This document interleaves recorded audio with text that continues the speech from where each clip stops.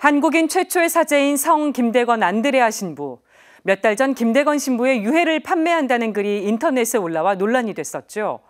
서울대교구가 성 김대건 신부의 유해를 전수조사한 중간 결과를 발표했습니다.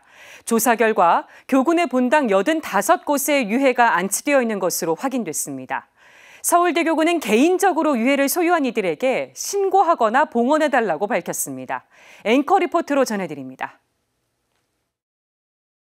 서울대교구가 성 김대건 신부의 유해 현황을 전수조사한 결과를 공식 발표했습니다. 이에 따르면 성 김대건 신부의 유해가 안치된 서울대교구 본당은 모두 85곳입니다. 다만 유해 증명서를 분실한 본당이 많아 확인을 거쳐 재발급할 예정입니다. 성 김대건 신부의 유해 분배가 시작된 건 1969년부터입니다. 가톨릭대 신학대학 전래박물관장을 지낸 이기명 신부가 기록한 일지를 보면 성 김대건 신부의 유해는 1983년에 대량으로 분배됐습니다. 이듬해 103위 시성식을 앞두고 기도회나 행사 등을 위한 것이었습니다. 서울대교구는 성당 등 교회기관 외에 신부와 수녀, 신자 개인에게도 유해가 분배됐지만 무분별하게 분배된 것이 아니라 관례와 전통에 맞게 분배됐다고 설명했습니다. 다만 유해 수령자가 기록된 문서에 자세한 신상 정보가 없어 미진한 부분이 있고 당시 교회 책임자들이 대부분 선종해 증언을 수집하기 어렵다고 밝혔습니다. 전수조사 과정에서 1983년 모 본당이 김대건 신부의 유해를 도난당한 사실도 확인됐습니다. 서울대교구가 성 김대건 신부의 유해를 전수조사하기로 결정한 건 2020년입니다. 성 김대건 신부 탄생 200주년 희년 1년 전으로 전임 교구장인 염수정 추기경은 교구 사제들과 기관장들에게 공문을 보내 성 김대건 신부의 유해 분배 현황을 보고하도록 했습니다.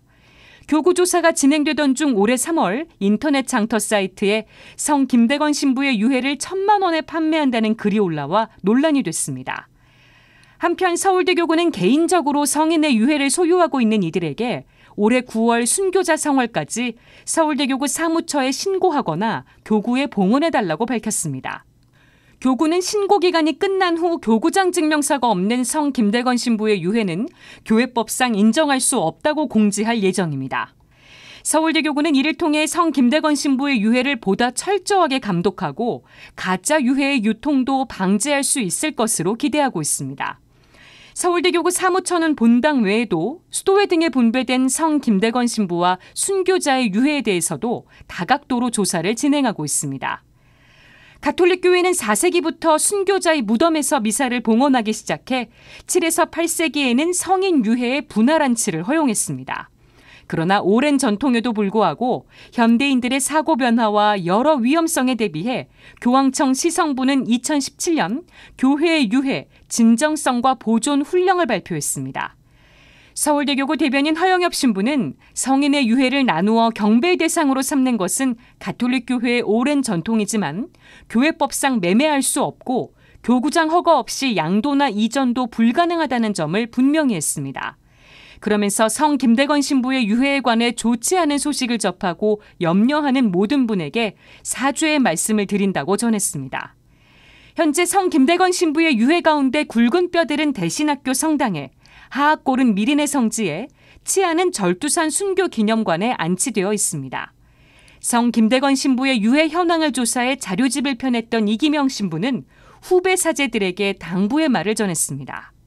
후배들이 잘 알아서 잘 공경하고 본받아라 하는 것이 우리 선배 신님들이 내려오는 하나의 그 표고 그러면서도 아직까지 중요한 부분을 신학교에서 보존하고 있는 거지.